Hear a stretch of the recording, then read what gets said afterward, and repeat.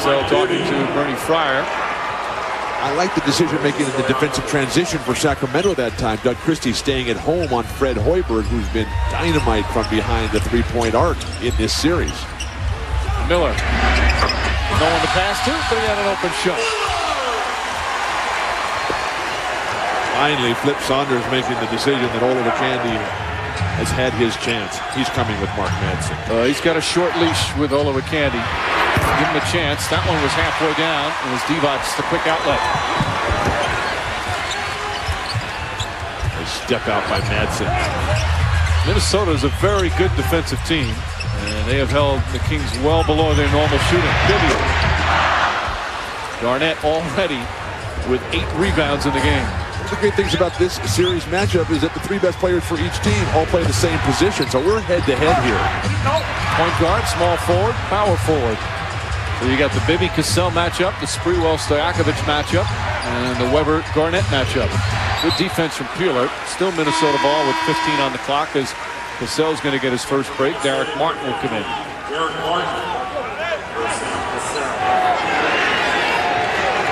Cassell sits down, just 1 of 5 from the field. I'm surprised at that. I thought with the debacle at the end of game 3 that he would have come out on fire tonight. Still a lot of time to go. He's Garnett. Can't hit. Minnesota still has 0 points in the low post. That is just unacceptable. They're shooting just 32% overall. Peeler. And a foul. Madsen will be called for his first. And Anthony Peeler to the line. Peeler, during the course of the regular season, #1 in the NBA in three-point percentage. He shot 48% from three-point range, but he has really struggled from that distance. Just 1 of 6 in this series, and overall in the playoffs, just 28% from three-point range. They need that, especially with Bobby Jackson out there. They need something off the bench scoring-wise. He wasn't playing that much when Bobby Jackson was healthy, and with the right move by Rick Adelman. But as the playoffs move on, the focus in on the defense.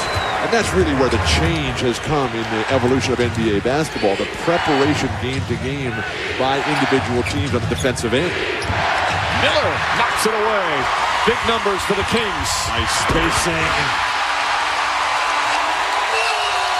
Miller started it with the steal and then finishes it down the other end. And Flip Saunders wants timeout. Minnesota is playing like they're happy to be here. That won't get it done. All Sacramento early. Explosive start.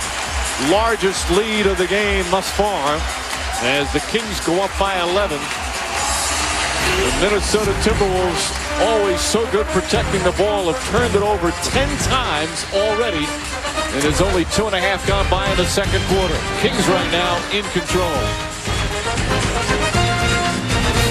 The Lakers have fought their way back into their Western Conference semifinal series against the Spurs. They're all even at 2 games apiece. Tomorrow night on ABC, check out Game 5. That's tomorrow night. The big story tonight is Luke and Britney.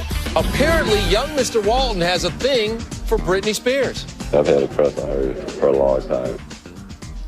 All right, older Mr. Walton, what's going on with younger Mr. Walton and Britney?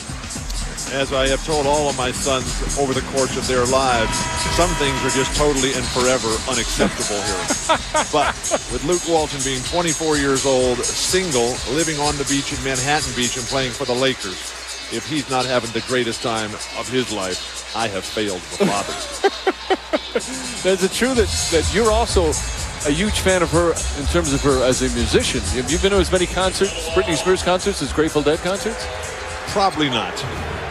In fact, I was singing today so much Jerry Garcia, also a little bit of Bob Dylan. Where are you tonight, Sweet Marie? I heard you humming Oops, I Did It Again. I have no idea what you're talking about. That'd be a good theme song for you, though. Travel on Garnett, and the turnovers just piling up. 11 now for Minnesota. Mike Bibby's passing, though. 5 assists on the night. Flip Saunders had to take Oliver Candy out. He played 3 minutes and had 3 turnovers. What's up with that?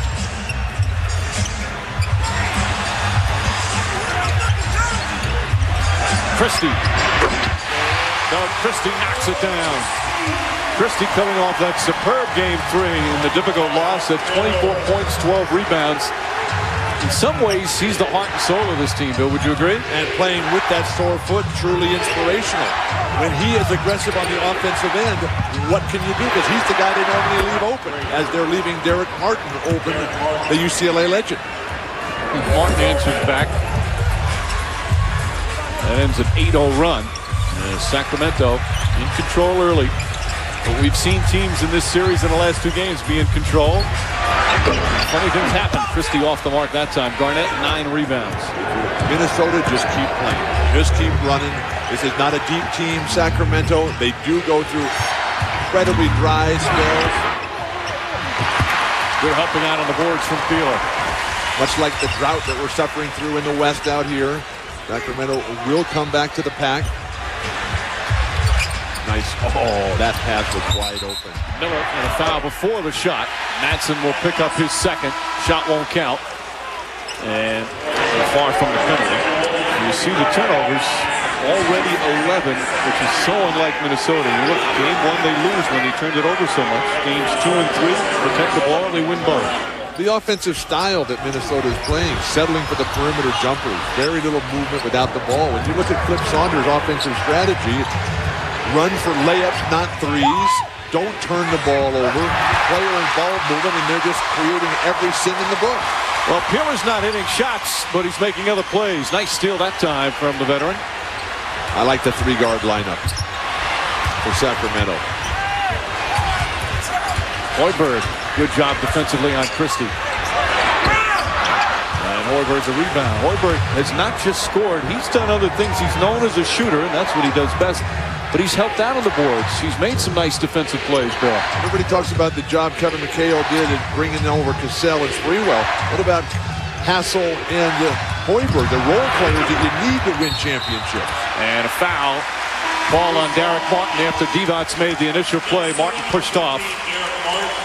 A reminder, Friday night on TNT. Some game 5s. They go back to the Auburn Hills where the Pistons and Nets all tied up at 2 apiece. And this series will be at the Target Center, Minneapolis. Will it be tied at 2? Or will Minnesota be up 3-1? So Martin picks up his second foul and goes to the bench. Cassell quickly back in. 5 minutes gone by here in the second. And they put Hassel on Bibby. Trying to slow down that penetration. Hassel is so disciplined on that defensive end. So much like Bruce Bowen, he just focuses in on the footwork, on the mindset of the individual that he's guarding. He really has no team defensive responsibilities. Nice pass. Miller with another field goal, his third. He's got 6 points in the lead, back up to 12. And got his haircut today. Looks dashing as could be. Maybe Britney Spears will be looking at him. You just don't want her near your boy. Hassel. And Weber, the rebound. Sacramento playing a good control game, Bill. Well, Minnesota's playing right into Sacramento's hand. I mean, as poor a defensive team as Sacramento can be, why not attack the basket every single time? Foul on Christie, but what Rick Adelman has been preaching is patience. Where he feels that, you know, they're such a good offensive team. They're the best shooting team in the league.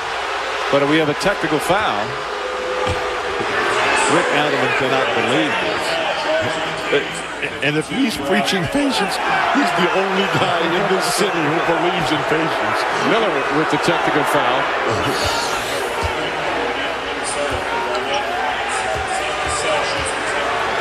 And that's what they call the technical on. Cassell misses it now. That's really little, though. Right. What I think they're obviously trying to do, because you've had some pushes and shoves, is now let the players know to knock it off. But that's minor compared to what we've seen. But what the big man wants to do is make sure that there's no continuation on that play. And that's a legitimate competitive response from Brad Miller. Overreaction by the referees. Midway through the second here at Arco, the Kings still in control. The Kings up by 12 at the midway point of the second. This is such a great building, such a great atmosphere. And the reason you can say they're one of the best fans is because even when the team was horrible during those long stretches back in the 80s, they still packed the place. Well, they have one of the longest sellout streaks ever. With Sam Cassell and Latrell Sprewell playing horrendous offensive basketball, how are the Timberwolves going to compete? The big guys, Miller, Vlade, and Weber, have done the job for Rick Adelman. Miller strong off the bench. Grabs that rebound. But they're making the extra pass offensively. They're waiting for the screen to come before they make their move. It's been a nice, patient game for them. Mike, I love the dribble handoff. I don't know why more teams don't use it. Bibby pokes it back to Miller for a new 24. Everybody wants to play totally one-on-one. Nice drive by Bibby. The soft floater. Bibby with 5 points, 5 assists, and this is the largest lead of the first half. How long can you go with Kevin Garnett sitting on the bench?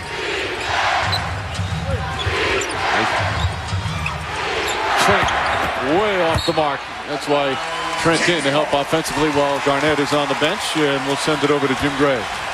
Mike, when we talked to Flip Saunders before the game, we asked him if the exhilaration of Game 2 was better or the relief of Game 3 was better. He said both about the same. He said if we'd have lost that thing, oh my God. So there was a huge relief. He said, but to win Game 2, he says there's nothing quite like that. He said they're both about the same. Only coaches can feel that, Mike. He also said that's one of the reasons his Peeler puts it in. That's one of the reasons why some people don't like to be coaches. Games like that. Everybody else had a grand time. Rick Adelman and Flip Saunders needed therapy after those games. Speaking of a grand time, the spill out of the crowd at Target Center in Game 2 into the streets right outside. What a celebration that was. A celebration that right now is only belonging to the Sacramento Kings.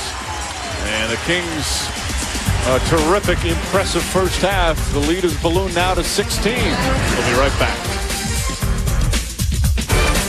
Along with Bill Walton and Jim Gray, Mike Breen on hand, Vlade Divac, and the big men for Sacramento have had a big impact early. Men are made in the paint in this league. Domination of the basket area is what gets you to that championship series. Lakers and Spurs are critical examples of that. But Mike Bibby spacing on the fast break. The running of the court by Brad Miller. The knockdown of the open jumper by Chris Webber and the initiation of the offense by Vlade Divac. What are the Timberwolves going to do about it? Shot clock winding down. Hassel blocked. Miller got a piece of it. And a 24-second violation. No, the ball hit the rim. Without question. Don't you just love the home court advantage? So they'll get a new 24. Tell you what, the Sacramento defense, last year so much was made. They had a good defensive team. This year, their defense was not good. As Hassel,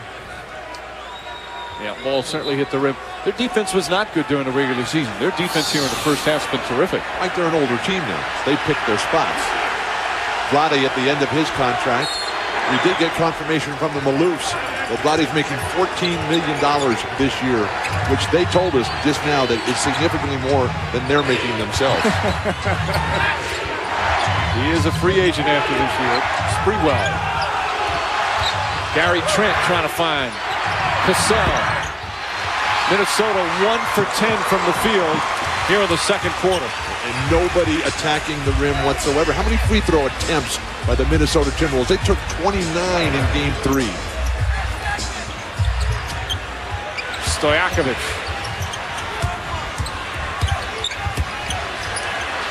Weber. And Garnett getting the breather. And with him in out on the bench, Trent is coming in. And there you see scoring problems for Minnesota. A lot of that credit has to do with Sacramento's defense. Garnett now back in. And to show you how important Kevin Garnett is to the team, Flip Saunders went over and helped him up off the ground and said, please, get in there quickly and do something. That's good coaching.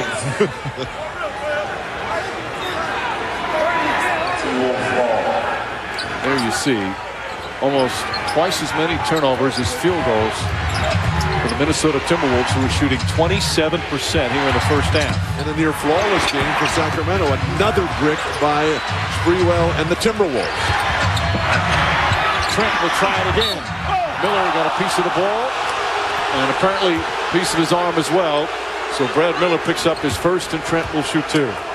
Gary Trent has moved back into the good graces of Flip Saunders. Gary Trent was playing a lot in the early goings of this season. Then when they had a slow start in Minnesota, where they were 9 and 8 coming out of the blocks, Gary Trent took the brunt of the coach's decision-making and went to the bench. The team exploded, caught fire, really got hot behind Cassell and Sprewell's offense. Gary Trent becomes the lost soul, gets out of shape, and he has taken to running home from the games in Minnesota in the ones he doesn't play. I hope he was doing it during the spring and not during the winter. In these early playoff games, when he wasn't playing much, he would wear his sweatsuit to the game, and then if he didn't play in the game, he'd just jog home.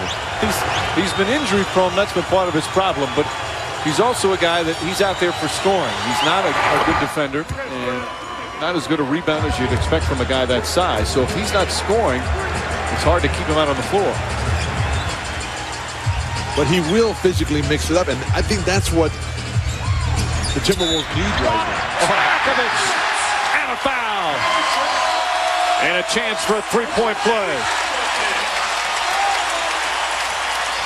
Peja Stojakovic's first field goal. It's a 16-point lead.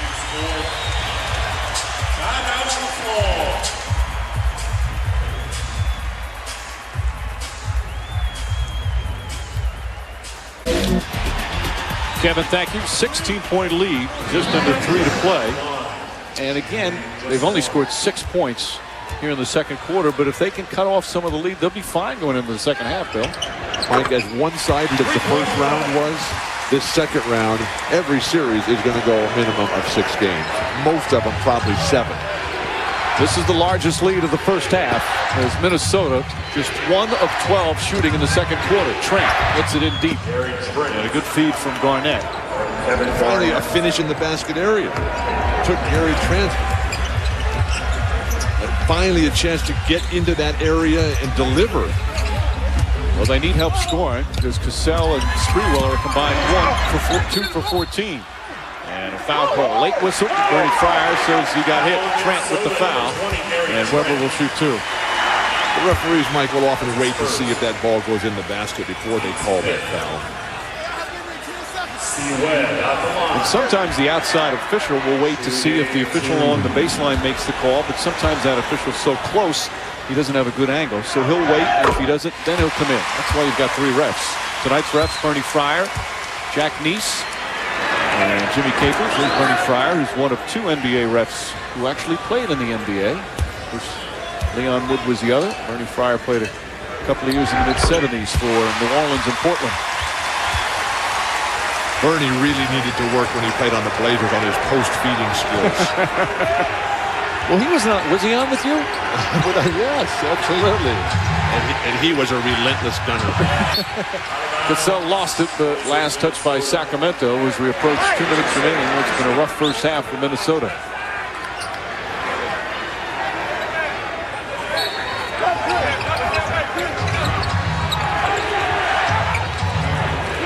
Garnett.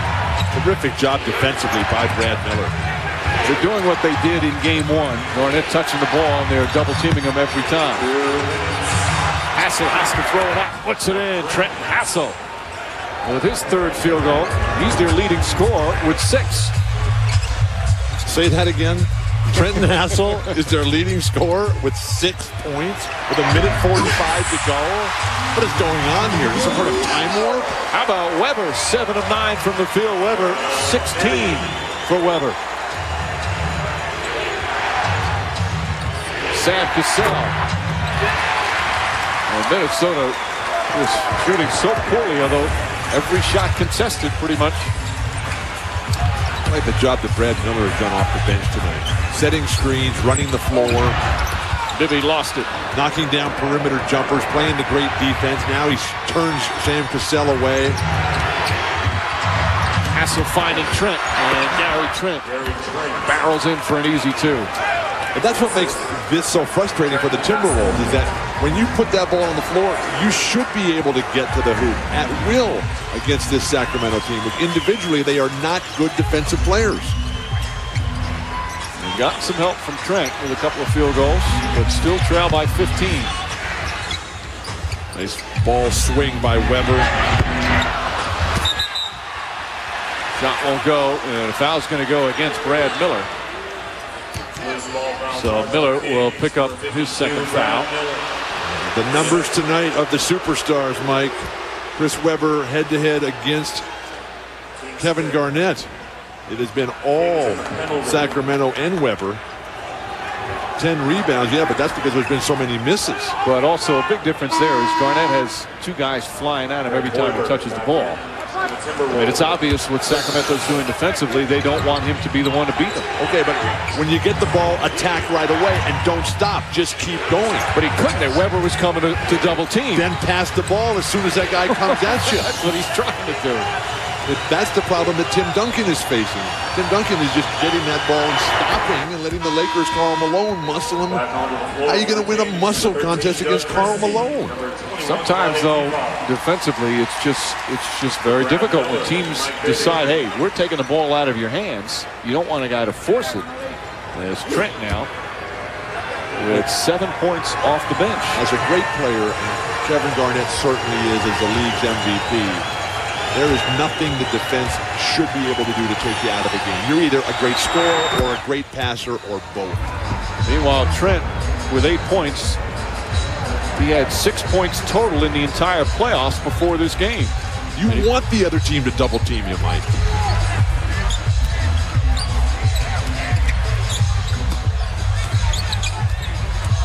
Weber against Garnett. This is not bad. Yeah, Weber just kind of forced it up. Looks back at the official. That was just good defense. Cassell flips it up there. And just like that, they cut what was a 17-point lead down to 11. Are you old enough to remember Johnny Egan? I do remember the name, but I never saw him play. Oh, he would come down that lane and look at Big Wilt and say, how high can you jump, big man? Catch this out of the sky. Johnny Egan. The first Johnny Egan reference of the year. 11 seconds remain. Second quarter in Sacramento. It's been all Kings here in the first half. They've dominated, led by as many as 17, but Minnesota did exactly what coaches love. Last couple of minutes of the period, they knock off 6 points off the lead. Just keep working if you're Minnesota. Forget about the score and win every single ball. You're back in the game. You got a chance. Taylor can't hit the three. Garnett the rebound. Garnett, that'll count if it goes. Oh, just short on target. And what defense by Peja Stojakovic. So despite being badly outplayed for almost the entire first half, Minnesota only down by 11 as we send